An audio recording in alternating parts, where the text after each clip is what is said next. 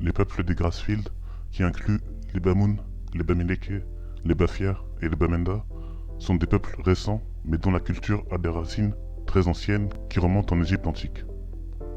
Nous allons dans une première partie étudier la trajectoire des ancêtres des peuples du Grassfield, et dans une deuxième partie, nous allons étudier l'anthropologie et les fondements du rayonnement culturel de ces peuples reconnus dans le monde entier. Grand 1, trajectoire. Nous allons nous intéresser aux écrits de l'intellectuel Eldridge Mohamadou, qui était un métis de père anglais et de mère peul, qui a beaucoup contribué à la restauration de la conscience historique des peuples africains. Dans son livre « Tradition d'origine des peuples du centre et de l'ouest du Cameroun », l'auteur retrace entre autres la généalogie des peuples du Grassfield, mais aussi leur origine géographique lointaine. Selon Eldridge, dans le deuxième paragraphe de cet extrait, il nous dit ceci. Les traditions rapportent que les Mboum de la Damawa, qui jouent un rôle central dans toute la région, ont pour origine un pays situé au-delà du Nil et que leurs ancêtres firent partie d'une grande migration comprenant également les ancêtres des Djukun, des Kanuri, des Wandala, des Laka, des Mundang et beaucoup d'autres peuples situés plus à l'ouest. Après avoir traversé la mer Rouge avec d'autres populations à l'époque du prophète, afin d'éviter l'islamisation, ils se dirigèrent jusqu'au Bornou où ils se séparèrent. Les Kanuri demeurèrent dans le pays et créèrent le royaume du Bornou. Les ancêtres des Wandala descendirent chez les Gamergou qu'ils soumirent pour créer le royaume du Mandara. Les Mboum, eux, prirent la direction du sud en compagnie des ancêtres des Voutés et des Djukun. Ces derniers fondèrent le royaume de Gororofa. Les Voutés se fixèrent dans le sud-est du plateau de la Damawa et les Mboum dans le sud-ouest. Les Mboum étaient donc déjà installés sur le plateau lorsqu'un groupe se détacha de Ngania pour aller occuper les rives d'une dame supérieure et donner naissance aux Tikar. Les Grassfield et leurs ascendants Tikar et Mboum ne sont pas issus de la région de la mer Rouge, mais bel et bien de l'Égypte ancienne, comme tous les autres peuples négro-africains. Dans le deuxième paragraphe, l'auteur rappelle l'arrivée des vagues migratoires de Peul dans la région du plateau plusieurs siècles après les autres ethnies, notamment les Mboum, Tikar et Bamileke. Ce qui est important à rappeler pour démonter une littérature coloniale qui nous fait croire que les Grassfield auraient fui les invasions Peul pour s'installer sur leur lieu d'établissement actuel. Vers 1300, des rameaux Tikar se détachent pour peupler le Grassfield méridional. Selon la tradition Bamoun, Charayen est parti de Rifoum en pays Tikar avec sa sœur Mganso et un de ses frères. Ces trois rameaux se sont séparés, Charayen fondant le royaume Bamoun sur la terre d'une population autochtone appelée les Mben, dont il a adopté la langue. Mganso a fondé le royaume Banso dans l'actuel Cameroun anglophone, et le troisième frère a fondé Bafia dans le Mbam actuel. Dans la même période, un Tikar du nom de Djomvom fondera le royaume Bafoussam de l'autre côté du fleuve Noun. Selon l'historien Dieudonné Toukam, les Bafoussam engendreront plusieurs chefferies dont Baleng, Balengou, Banjoum, Bamougoum, Bameka, Bamenjou, Bansoi et Bafunda. De nombreuses chefferies Bamileke ont également été créées par les peuples de Bamenda ou par les Bamoun, en particulier Banka, qui donnera plus tard Banganté et Banganfokam. Au cours des siècles, les royaumes de Grassfield, méridionaux, se mèneront des luttes acharnées entre eux pour asseoir leur hégémonie dans la région. Les Bamoun se tailleront la part de lion dans la région. Des alliances profondes se créeront entre les différents royaumes du Grassfield selon les affinités historiques.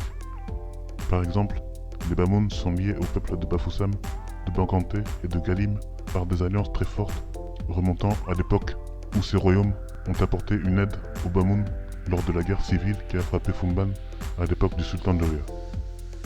Il est important de citer les Chamba parmi les peuples du Grassfield qui, en provenance du nord, ont essayé d'envahir les Bamileke et les Bamoun mais ont été repoussés au nord-ouest par une coalition de ces peuples.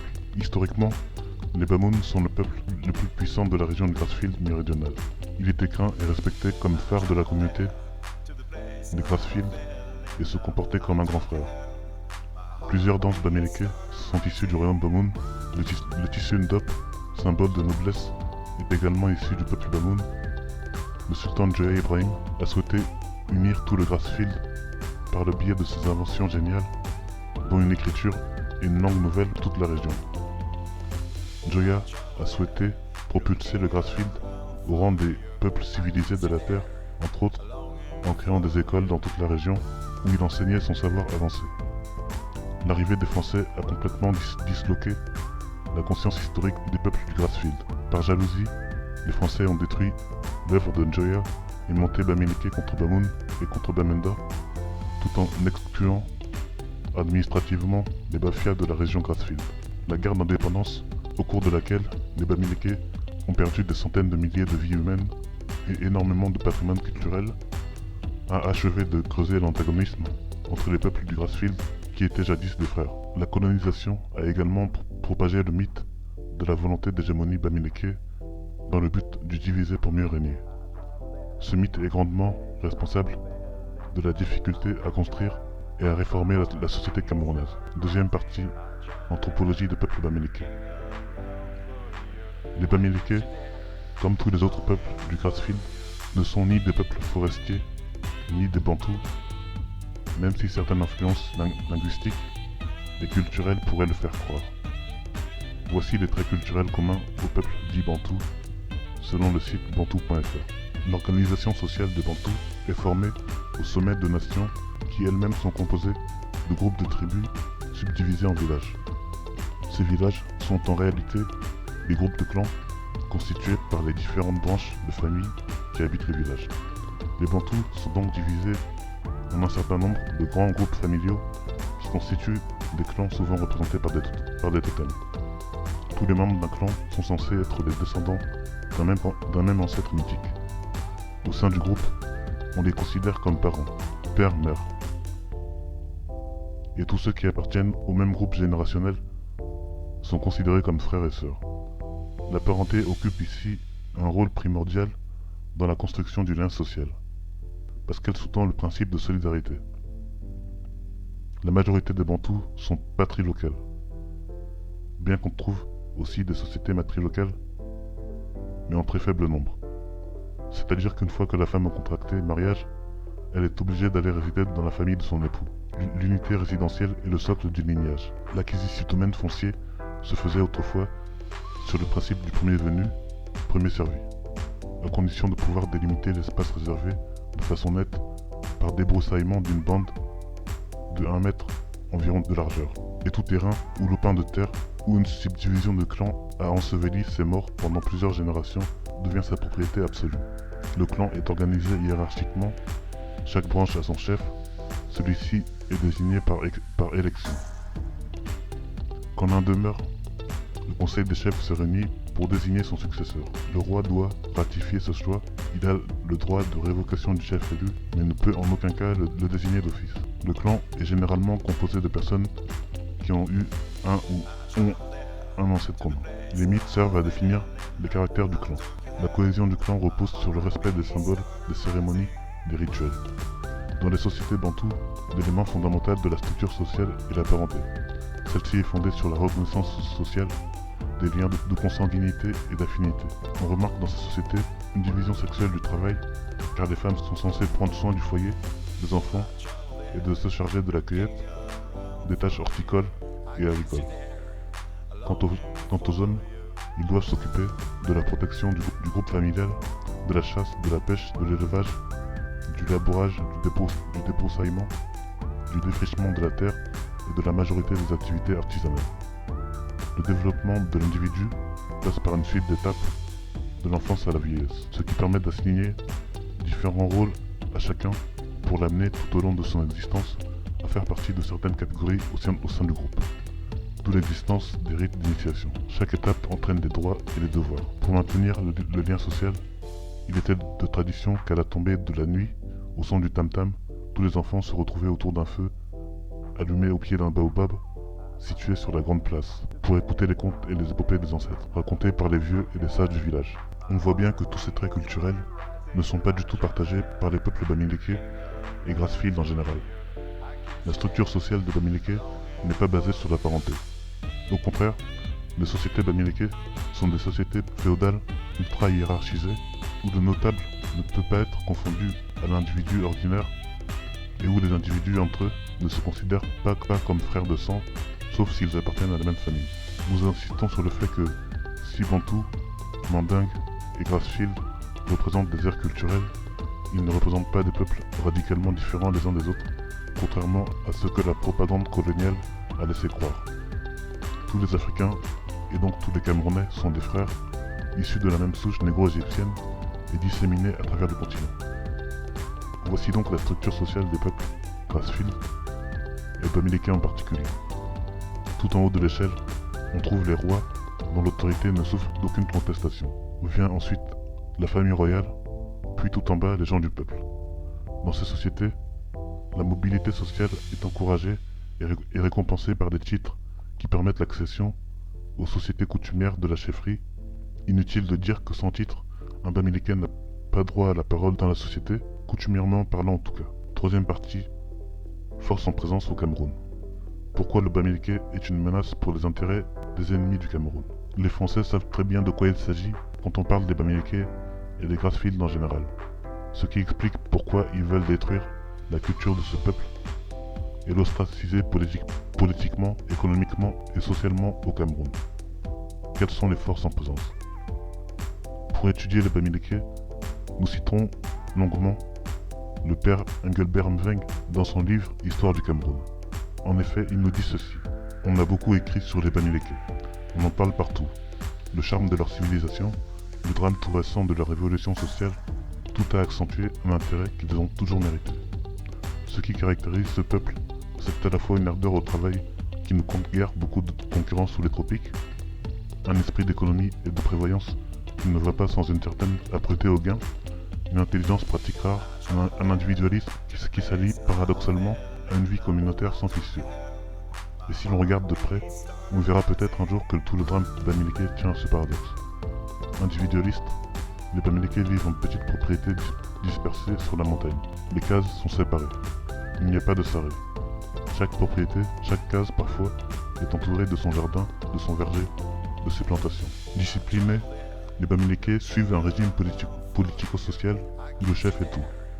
Personnage religieux et politique, son autorité a quelque chose d'arbitraire aux yeux des non-initiés. Au fond, son fondement est la force, cette fameuse force vitale des philosophies africaines, qui est aussi bien la vigueur physique, la beauté, l'énergie du caractère, la fermeté de la volonté, le prestige de la richesse, et tous les dons du ciel qu'enveloppe le mystère d'initiation nocturne. On a beaucoup souligné la dissimilitude des Bamileke dans leur unité réelle cependant. Ni langue unique, mais une foule de dialectes, ni chef unique, mais une centaine de petits rois indépendants. Tout cela rejoint le paradoxe Bamileke. Peuple à la fois démocratique et grégaire, on le trouve matérialiste et tout chez lui est imprégné de religion. Nul ne fut plus âpre au gain, plus économe, et pourtant nul aussi ne sut se montrer plus dévoué, plus solidaire, donnant sans compter pour venir en aide à un frère dans le besoin. Et si le Bamileke, aux yeux de beaucoup, passe pour un élément dangereux, c'est qu'il représente une force peu connue en Afrique noire, la force de l'argent. Le noir est peu économe. Sa vision du monde lui fait donner à l'aspect économique ou financier de la vie une importance très limitée, trop limitée. Mais le Bamileke est une exception. Il a vite compris l'importance du travail en équipe, du travail qui gagne, du travail qui rapporte, de l'épargne et le rôle tout-puissant de l'argent dans la vie moderne. On peut dire qu'au Cameroun, c'est le pays Bamileke qui a appris aux Africains que le travail était pour eux une richesse. Les premiers riches du pays sont sortis de là-bas. Il y a sans doute des hommes ailleurs disposant d'un certain capital, mais ce fut surtout grâce à la vente ou à la location des terrains, bien plus qu'au travail. Et ce n'est pas par la seule voie du commerce qu'ils en sont venus à ce niveau. Ils cultivaient leurs terres avec une ardeur unique. Au loin, ceux qui émigraient s'adonnaient au commerce. La technique européenne attisa leur curiosité. On peut dire qu'ils détiennent presque la totalité des transports routiers du Sud Cameroun. Chez eux, ils ont leurs usines à café et leurs garages. La vie intense qui anime cette région est rare en Afrique. Les malheurs qui l'ont frappé sont les malheurs de notre pays et ses pertes sont nos pertes car sa place dans l'édification de notre avenir est capitale. On ne voit pas très bien qui d'autre, chez nous, pourrait la remplir aussi bien. Pour terminer, nous citerons Jean-Baptiste Onana qui dit ceci. Cependant, Le dernier recensement de 1976 atteste au Bamileke un poids économique loin d'être négligeable. 58% des importateurs nationaux, 94% des propriétaires de boutiques dans les grands centres urbains, 75% des négociateurs de café et de cacao, 47% des grossistes industriels, 80% des patrons de la flotte de taxis, 50% des commerçants informels, 75% des hôteliers et 50% des transporteurs routiers interurbains. Une supériorité économique qui a dû se renforcer significativement au cours des 3 dernières décennies, même si des groupes ethniques concurrents accèdent eux aussi et de plus en plus à l'accumulation de capital et à l'enrichissement. De fait, après avoir longtemps privilégié l'investissement à court terme et la rentabilité immédiate, débit de boissons et de tabac, hôtellerie, négoce des cultures d'exportation, commerce alimentaire et plus généralement la distribution, les entrepreneurs bamileke se sont transformés en profondeur et ils ont amorcé un virage dans les années 80 et 90, s'orientant de plus en plus vers des investissements lourds à long terme, autrement plus lucratifs dans l'industrie, les services et la banque. Les Bamileke représentent donc, toute considération tribaliste laissée de côté, la principale force économique et culturelle du Cameroun. Et les ennemis du Cameroun le savent très bien. Quatrième partie, est-ce qu'il existe une hégémonie Bamileke ? Beaucoup d'individus se plaisent à dire, par paresse intellectuelle, que si un Bamileke arrivait au pouvoir, il reconduirait, au profit des Bamileke, le système tribal mis en place par les Français dans les années 60. La vérité est que la suprématie des Bamileke ne peut pas exister à l'échelle d'un État, et ce, même si tous les postes clés du pays étaient occupés par des Bamileke. Quelles sont les raisons profondes de cela ? La première raison est que tout Bamileke qui est en accord avec sa culture traditionnelle ne peut accepter d'être bureaucrate juste pour gagner de l'argent sans faire d'efforts. Les individus qui gagnent leur vie sans faire d'efforts sont mal vus par la société Bamileke. C'est d'ailleurs une des raisons pour lesquelles les Bamileke ont massivement délaissé la politique à la veille de l'indépendance pour investir massivement les principaux secteurs économiques. La deuxième raison est anthropologique. En effet, dans la tradition Bamileke, tout individu, quelle que soit son origine ethnique ou raciale, peut gravir les échelons de la société traditionnelle et devenir notable de haut niveau pour peu qu'il s'en donne les moyens.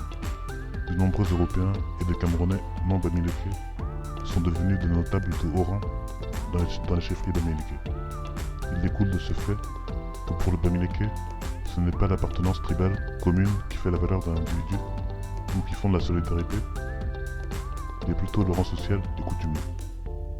Il est important de préciser que si le Bamileke développait le Cameroun, même sans la participation massive des autres Camerounais, cela profiterait de toute façon à tout le monde. Par exemple, en Asie, les capitaux chinois sont abondamment déversés dans toutes les régions de leur continent pour tous les élever économiquement dans un seul et même mouvement.